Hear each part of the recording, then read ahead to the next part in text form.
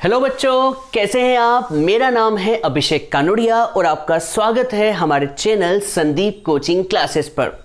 आज हम शुरू करने जा रहे हैं torque on a dipole in uniform electric field. उम्मीद करता हूं कि आपने इससे पहले वाला लेक्चर देख लिया होगा जिसमें हमने ये पढ़ा था इलेक्ट्रिक डायपोल क्या होता है और इलेक्ट्रिक डायपोल का हमने एक्सियल पोजीशन पर डेरिवेशन किया था इलेक्ट्रिक फील्ड इंटेंसिटी का, और साथ के साथ इक्वेटोरियल पोजीशन का भी एक डेरिवेशन किया था। कभी आपने वो लेक्चर नहीं देखा है तो सबसे पहले उस लेक्चर को वॉच करें और फिर इस लेक्चर को देखना शुरू करें। कभी आपको लेक्चर देखना है तो आप यहां पर आई बटन देख रहे हैं, आप आई बटन पे क्लिक करें, वहां पर पूरी प्लेलिस्ट आपको मिल जाएगी। तो चलिए आज हम स्टार्ट करते हैं torque on a dipole in uniform electric field. ये क्या चीज है, चलो समझते हैं, शुरू से समझते हैं। सपोज ये इलेक्ट्रिक फील्ड है, ये इलेक्ट्रिक फील्ड है यूनिफॉर्म इलेक्ट्रिक फील्ड। कैसी है बच्चों, ये यूनिफॉर्म इलेक्ट्रिक फील्ड है। यूनिफॉर्म का मतलब एसी इलेक्ट्रिक फील्ड होना जिसकी डायरेक्शन और मैग्नीट्यूड हर पॉइंट पर सेम हो। हम इसे रिप्रेजेंट कैसे करते हैं, पैरेलल लाइन से। तो ये जो है वो है यूनिफॉर्म इलेक्ट्रिक फील्ड जिसकी डायरेक्शन है राइट साइड में। तो ये है यूनिफॉर्म इलेक्ट्रिक फील्ड। क्या है मेरे प्यारे बच्चों, ये है यूनिफॉर्म इलेक्ट्रिक फील्ड। अब इस यूनिफॉर्म इलेक्ट्रिक फील्ड में एक डायपोल रखा हुआ है। क्या रखा हुआ है बच्चों, डायपोल। डायपोल क्या होता है लास्ट लेक्चर में पढ़ा था। तो डायपोल यहां पर हमने रख रखा है, ये डायपोल है -q और +q, ये आप जानते होंगे। तो ये एक डायपोल है -q और ये है +q। और आपको पता होगा डायपोल जो होता है उसके बीच की डिस्टेंस जो होती है वो होती है 12, वेरी स्मॉल डिस्टेंस, याद होगा। और ये 12 हो गया। अब आप जानते होंगे कि यहाँ पर एक होता है डायपोल मोमेंट जिसकी डायरेक्शन जो होती है -q से +q की तरफ होती है। जैसे ही हम यूनिफॉर्म इलेक्ट्रिक फील्ड में इस डायपोल को रखेंगे तो क्या होगा, इस +q चार्ज पर फोर्स लगने लगेगा। क्यों लगेगा, अरे भाई आपको याद होगा जब भी किसी चार्ज को इलेक्ट्रिक फील्ड में रखते हैं तो उस पर फोर्स लगता है, याद होगा आपको। तो फोर्स कौन सा होगा, तो आप जानते होंगे इलेक्ट्रिक फील्ड का फॉर्मूला होता है फोर्स पर यूनिट चार्ज। तो आप बता सकते हैं फोर्स क्या होगा, फोर्स लगेगा इस पर QE। फोर्स क्या होगा, QE। तो यहाँ पर इस पर फोर्स जो लगेगा वो इलेक्ट्रिक फील्ड की डायरेक्शन में होगा, तो फोर्स इक्वल्स टू होगा Q × E। सिमिलरली इस नेगेटिव चार्ज पर भी फोर्स लगेगा, बिल्कुल लगेगा। आपको याद होगा मैंने कहा था कि जब भी किसी चार्ज को इलेक्ट्रिक फील्ड में रखा जाता है तो उस पर फोर्स लगता है, तो इस पर भी फोर्स लगेगा। पर फोर्स की डायरेक्शन जो होगी वो क्या होगी, जस्ट अपोजिट डायरेक्शन में। क्यों भाई, क्योंकि +q चार्ज पर फोर्स जो होगा इलेक्ट्रिक फील्ड की डायरेक्शन में लग रहा है, तो -q पर जो फोर्स लगेगा वो नेगेटिव डायरेक्शन में तो लगेगा, बिल्कुल लगेगा। तो आप कभी ध्यान से देखें तो इस पे लीनियर चार्ज कितना है, तो टोटल फोर्स कितना है, मैं ब्लैक पेन से लिखता हूं, टोटल लीनियर फोर्स इस पर कितना लग रहा है, जिसे हम F नेट कहते हैं। तो आप कहेंगे कि सर दो फोर्स तो लग रहे हैं, एक +QE है और एक क्या है -QE। तो QE -QE, इसका मतलब नेट लीनियर फोर्स कितना हो गया, 0 हो गया। टोटल फोर्स कितना हो गया, 0 हो गया। पर आपको एक बात बता दूं, आपने एक बात सुनी होगी, क्या आपने देखा है कि एक कार को चलाना हो, कार को या ट्रक को चलाना है और ट्रक ड्राइवर के हाथ में स्टीयरिंग है। अब ट्रक ड्राइवर को कभी लेफ्ट में गाड़ी मोड़नी है तो क्या करना होता है, उसे इस वाले हाथ से कहाँ फोर्स लगाना होता है, इस तरफ, और ये वाला हाथ जो होता है वो कहाँ की तरफ फोर्स लगाता है, जस्ट अपोजिट। तो जब कभी सिस्टम पे दो इक्वल फोर्स लगते हैं, दोनों की दोनों अपोजिट डायरेक्शन में हो, तो उस पर क्या क्रिएट होता है, टॉर्क क्रिएट होता है, या फिर हम उसे कपल कहते हैं। तो यहाँ पर बात क्या होगी कि यहाँ पर मैं लिख देता हूँ, यहाँ पर दो फोर्स लग रहे हैं, पहला फोर्स इस डायरेक्शन में लग रहा है, दूसरा अपोजिट डायरेक्शन में लग रहा है। तो क्या लिखते हैं, 2 equal and opposite forces produce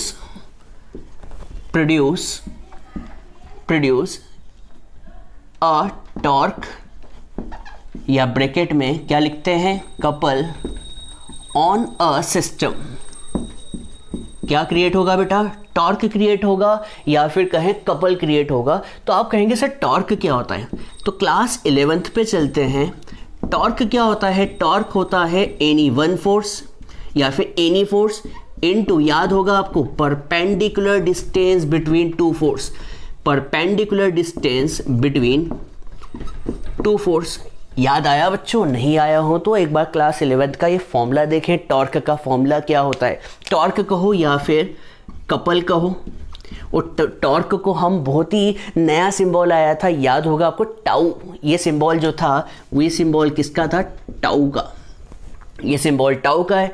तो टॉर्क क्रिएट क्यों हुआ मैं आपको समझाता हूँ, फिर से एक बात समझाता हूँ। देखो क्या हो रहा है।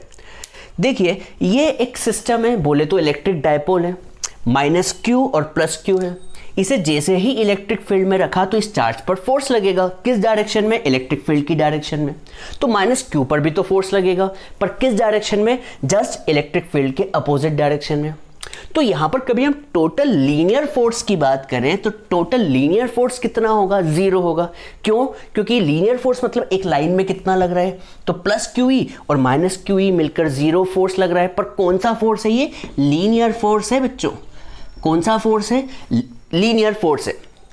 जब पर लीनियर फोर्स 0 है, पर यहां पर एक फोर्स और लग रहा है जिसे हम क्या बोलते हैं? टॉर्क कहते हैं। इसके लिए मैंने ट्रक ड्राइवर के स्टीयरिंग का एग्जांपल दिया है। क्यों दिया है? क्योंकि वहां पर 2 फोर्स लगते हैं और दोनों फोर्स इक्वल होते हैं। दोनों फोर्स क्या हैं बच्चों? इक्वल होते हैं, पर किस डायरेक्शन में होते हैं? अपोजिट डायरेक्शन में। जब भी किसी सिस्टम पे 2 इक्वल और अपोजिट फोर्स लग रहे हों तो उनकी वजह से कपल या फिर टॉर्क क्रिएट होता है सिस्टम पे। आपको याद आ रहा होगा, एग्जाम्पल नल का भी याद होगा। नल की टोटी को खोलने के लिए आप 2 फोर्स लगाते हैं, दोनों इक्वल और क्या होते हैं? अपोजिट होते हैं। आपको याद होगा। तो टॉर्क का फॉर्मूला लिखते हैं। तो टॉर्क इक्वल्स टू क्या होता है बेटा? Any force into perpendicular distance. अब क्वेश्चन उठता है परपेंडिकुलर डिस्टेंस क्या होती है? तो चलो देखते हैं बच्चों। ये दोनों फोर्स है, तो इन दोनों फोर्स के बीच की जो परपेंडिकुलर डिस्टेंस होगी क्या होगी देखते हैं। तो मैं इसको ए नाम दे देता हूं, इसको बी नाम दे देता हूं और इसको क्या नाम दे रहा हूं? मैं सी नाम दे रहा हूं। ठीक है, मैंने इनको क्या नाम दे दिया? ABC नाम दे दिया। क्या नाम दे दिया है बच्चों? ABC। तो आप बता सकते हैं इनमें परपेंडिकुलर डिस्टेंस क्या होगी फोर्स की? तो आपको यहां पर एक फोर्स नजर आ रहा होगा, यहां पर फोर्स नजर आ रहा होगा, तो इन दोनों के बीच की परपेंडिकुलर डिस्टेंस क्या होगी प्यारे बच्चों? BC होगी। क्या होगी प्यारे बच्चों? BC। अब क्वेश्चन उठता है BC क्यों? तो मैं आपको एक बात समझाता हूं। मान लो 2 फोर्स हैं, एक ये फोर्स है और ये फोर्स है। इन दोनों के बीच की शॉर्टेज डिस्टेंस तो ये वाली होगी, पर हमें शॉर्टेज डिस्टेंस नहीं, हमें कौन सी डिस्टेंस चाहिए? परपेंडिकुलर। तो परपेंडिकुलर के लिए क्या करना होगा? हमें इस फोर्स को पीछे खींचना होगा। और इन दोनों के बीच में देखो ये कौन सी डिस्टेंस है? परपेंडिकुलर डिस्टेंस, जो कि हमारे डायग्राम में कौन सी है? BC है। Perpendicular distance BC। तो टॉर्क इक्वल्स टू फोर्स, और फोर्स का फॉर्मूला क्या होता है? अभी बताया था मैंने, QE। अभी BC कैसे निकालें? तो BC निकालने के लिए एक काम करते हैं, हम इस डायपोल को मान लेते हैं कि डायपोल जो है इलेक्ट्रिक फील्ड के साथ थीटा एंगल बना रहा है। कितना बना रहा है बच्चों? थीटा। तो ये वाला एंगल भी क्या होगा? करस्पॉन्डिंग एंगल से थीटा होगा। तो अब मुझे BC निकालना है। तो आप जानते होंगे इन ट्राइंगल ABC में मैं BC निकाल सकता हूं। कैसे निकालूं बच्चों? आपको पता होगा साइन थीटा जो होता है वो होता है परपेंडिकुलर अपॉन में हाइपोटेनियस, ये जानते होंगे। तो sine theta equals to perpendicular, तो एंगल के सामने वाला होता है परपेंडिकुलर और 90 के सामने वाला होता है हाइपोटेनियस। तो हाइपोटेनियस कितना हो गया? 12। अब आप समझ गए होंगे मैंने साइन थीटा ही क्यों लगाया। क्योंकि साइन थीटा इसलिए लगाया क्योंकि एक परपेंडिकुलर हमें चाहिए था जो कि है BC, और एक चीज क्या चाहिए हमें 12 पता है, इसलिए साइन थीटा लगाया। आप sine theta, cos theta, tan theta लगाना जानते हैं। हम हमेशा ट्रिग्नोमेट्रिक रेशो तब लगाते हैं जब एक अननोन हो और एक हमें पता हो। तो एक अननोन BC है और एक नोन हमें पता है हाइपोटेनियस 12। तो यहां से BC की वैल्यू निकल सकती है बच्चों, बोलो क्या आएगी? 12 साइन थीटा। आ गई BC की वैल्यू 12 साइन थीटा। तो मैं इस BC की जगह कितना पुट कर सकता हूँ? पुट कर सकता हूँ 12 साइन थीटा, बिल्कुल पुट कर सकता हूँ। तो BC की जगह 12 साइन थीटा पुट कर दिया, तो टॉर्क इक्वल्स टू क्या होगा बच्चों? क्या होगा बच्चों? मैं यहाँ पर कुछ अरेंजमेंट कर रहा हूँ, Q इंटू 12 को पास पास लिख रहा हूँ। हाँ लिख सकता हूँ, क्या हुआ, लिख सकता हूँ। और E को और साइन थीटा को मैंने दूर जाके लिख दिया, बिल्कुल लिख सकता हूँ। अब Q इंटू 12, क्या आप जानते हैं Q इंटू 12 क्या होता है? तो आपको याद होगा डायपोल मोमेंट होता है, कभी आपने ये पिछला लेक्चर देखा हो तो ये होता है डायपोल मोमेंट। तो Q इंटू 12 की जगह में लिख सकता हूँ P, और यहाँ पर क्या चल रहा है बच्चों? PE sine theta. तो ये हमारा फॉर्मूला हो गया किसका? टॉर्क का, PE साइन थीटा। और टॉर्क की यूनिट क्या होती है? फोर्स इंटू डिस्टेंस, मतलब न्यूटन मीटर, ये यूनिट होगी। आप इसे वेक्टर फॉर्म में भी लिख सकते हैं। कैसे? आप जानते होंगे AB साइन थीटा क्या होता है, याद है आपको? AB साइन थीटा होता है A vector cross B vector, याद आया आपको? AB साइन थीटा क्या होता है? A vector cross B vector.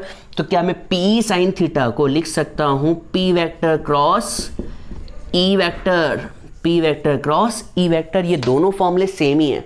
A vector cross B vector is AB sine theta, या फिर कहें कि PE sine theta is equal to P vector cross E vector. अब एक काम करते हैं, हम यहां पर एक केस लेते हैं। केस ले लेते हैं कि जब थीटा 0 है।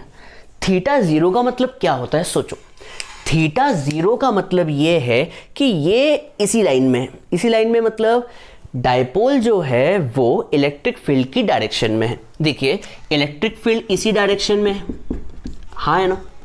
और आपका जो डायपोल है वो भी उसी डायरेक्शन में है, मतलब उसका डायपोल मोमेंट भी उसी डायरेक्शन में है। तो थीटा कितना होगा? 0 डिग्री। तो सोच के बताओ, थीटा 0 हुआ तो टॉर्क कितना होगा? 0 होगा। क्यों 0 होगा बच्चों, बता सकते हैं? क्यों 0 होगा आप बता सकते हैं? देखिए साइन 0, साइन 0, साइन 0, साइन 0 ये 0, 0 इंटू समथिंग 0, ठीक है। अब कभी हम केस 2 लें, केस 2 लें और थीटा की जगह हम 90 रख दें।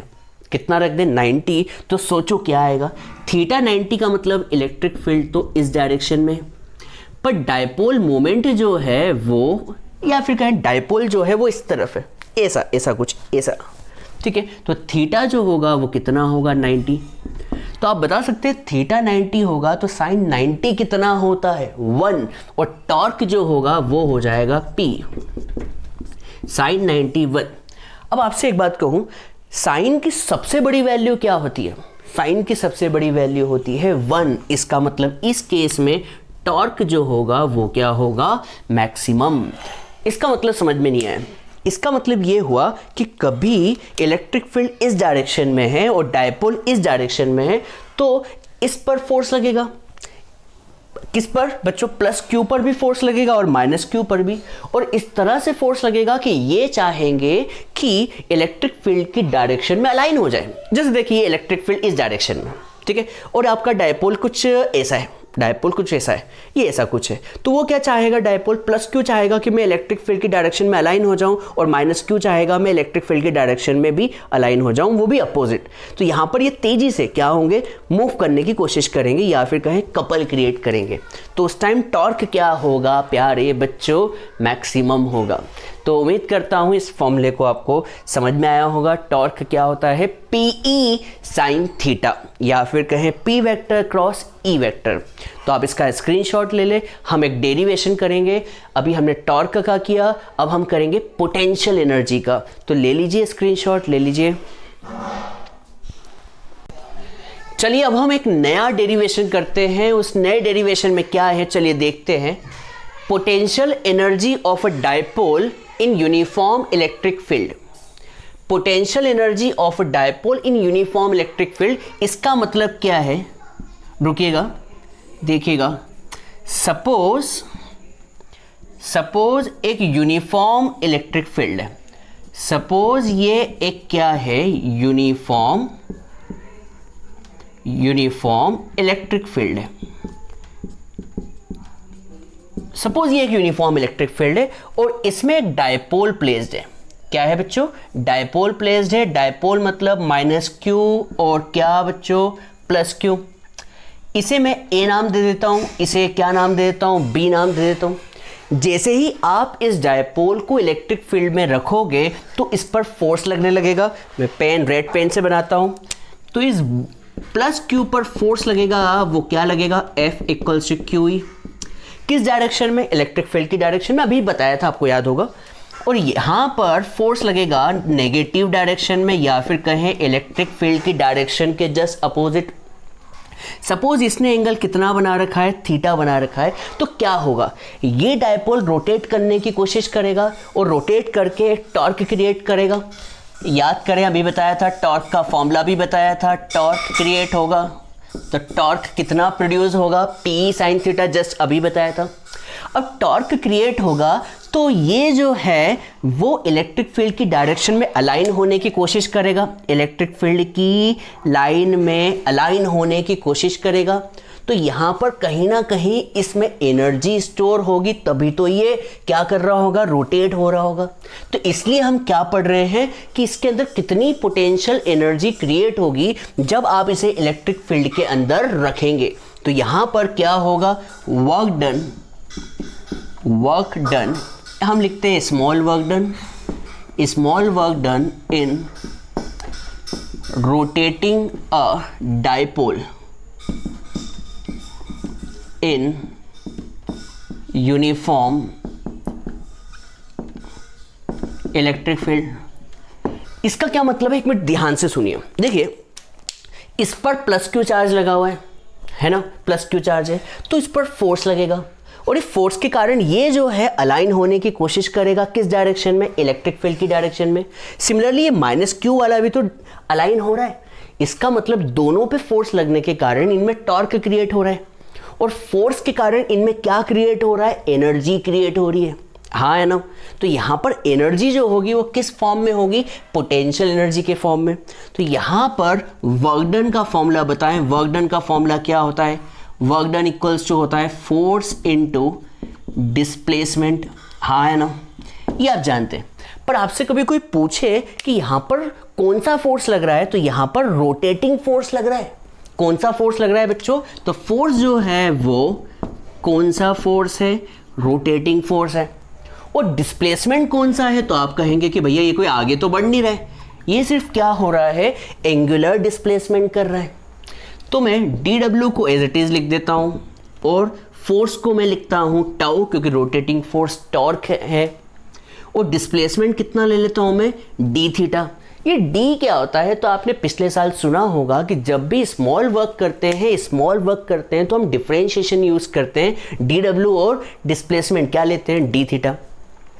अब मैं टॉर्क की वैल्यू रख देता हूँ। तो टॉर्क की वैल्यू क्या आ रही है, टॉर्क की वैल्यू है PE साइन थीटा। हाँ है ना, टॉर्क की वैल्यू है PE साइन थीटा। और मैं यहाँ पर इसे क्या करने जा रहा हूँ, इंटीग्रेट करने जा रहा हूँ। तो on integrating both sides with proper limit, with क्या कर रहा हूँ बच्चों, प्रॉपर लिमिट ले रहा हूँ। तो मैं यहाँ पर dw का क्या करने जा रहा हूँ, इंटीग्रेशन। और PE तो बाहर हो गया, तो PE को बाहर निकाल दिया, तो अंदर क्या बचा, साइन थीटा। और ये d थीटा लिखना भूल गया था मैं, तो साइन थीटा d थीटा का इंटीग्रेशन होगा। लिमिट वर्क डन की क्या आएगी बच्चों, 0 से w। और थीटा की लिमिट मैं क्या ले लेता हूँ, मान लीजिए थीटा की लिमिट है, शुरुआत कहाँ से ले रहा हूँ मैं, 0 से। कहाँ से ले रहा हूँ मैं, 0 से। तो 0 से लेकर कितना मान लेता हूँ, थीटा, कि 0 एंगल से घूम के कितना एंगल बना रहे हैं, थीटा। तो वर्क डन का इंटीग्रेशन तो हो गया w और लिमिट आ जाएगी 0 से w। और बच्चों साइन थीटा का इंटीग्रेशन क्या होता है, साइन थीटा का इंटीग्रेशन होता है माइनस का कॉस थीटा और लिमिट क्या आ जाएगी, 0 से थीटा। तो w लिमिट डाल देता हूँ तो w माइनस 0 और मैं माइनस को बाहर निकाल देता हूँ तो माइनस का p। और लिमिट कैसे डलती है ये तो पता होना चाहिए, upper limit minus lower limit, cos theta minus cos 0। तो w minus 0 is w, w minus 0 is w। और माइनस का p और अंदर क्या चल रहा है cos थीटा माइनस cos 0। और बच्चों cos 0 कितना होता है प्यारे बच्चों, cos 0 कितना होता है 1 होता है। तो मैं इस माइनस को अंदर डाल देता हूँ, माइनस को अंदर डाल देता हूँ तो क्या हो जाएगा, जो प्लस का है वो माइनस हो जाएगा और जो माइनस का है वो प्लस हो जाएगा। तो W इक्वल्स टू आ जाएगा P1 माइनस cos थीटा। ये W क्या है, W क्या है, वर्क डन। और बच्चों कोई वर्क कर रहा है तो ये वर्क किस वजह से कर रहा होगा, क्योंकि इसके अंदर क्या क्रिएट होगी, पोटेंशियल एनर्जी। तो यहाँ पर इस वर्क की जगह हम क्या लिख सकते हैं, पोटेंशियल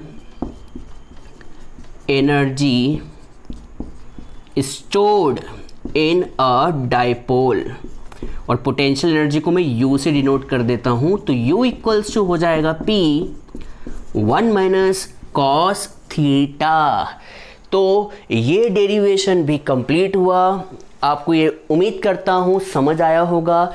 टॉर्क और पोटेंशियल एनर्जी दोनों का ही डायग्राम सेम है। देखिए क्या हो रहा है, जैसे ही आप इसे इलेक्ट्रिक फील्ड में रखते हैं तो ये घूमने की कोशिश करता है। क्यों घूमने की कोशिश कर रहा है, क्योंकि ये प्लस क्यू वाला चार्ज जो है इलेक्ट्रिक फील्ड की लाइन में आने की कोशिश कर रहा है, उस पर फोर्स लग रहा है। वैसे ही माइनस क्यू वाला भी जो है इलेक्ट्रिक फील्ड के जस्ट अपोजिट डायरेक्शन में अलाइन होने की कोशिश कर रहा है। यहां पर प्लस क्यू आगे जाने की कोशिश कर रहा है तो माइनस क्यू पर अपोजिट डायरेक्शन में फोर्स लग रहा है। तो जैसे ये रोटेट कर रहे हैं तो इनमें एनर्जी क्रिएट हो रही है, हाँ है ना, एनर्जी प्रोड्यूस हो रही है। तो उसी एनर्जी का हमने क्या किया, डेरिवेशन किया। इस पर आप क्या लगा ले, स्टार लगा ले, और चाहे तो आप इसमें केस लगा सकते हैं। ये आपका होमवर्क होगा, केस कैसे लेते हैं ये आपको पता होना चाहिए।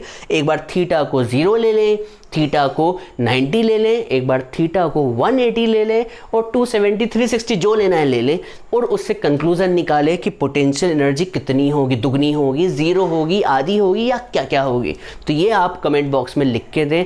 तो आज हम इस लेक्चर को यहीं ख़त्म करते हैं। अगले लेक्चर में मोस्ट आईएमपी टॉपिक स्टार्ट होने वाला है इलेक्ट्रिक फील्ड लाइंस और गॉस थ्योरम। तो आप इसका स्क्रीनशॉट ले लें। अब हम अगले लेक्चर में मिलेंगे, तब तक के लिए बाय बाय, सी यू, टाटा, थैंक यू।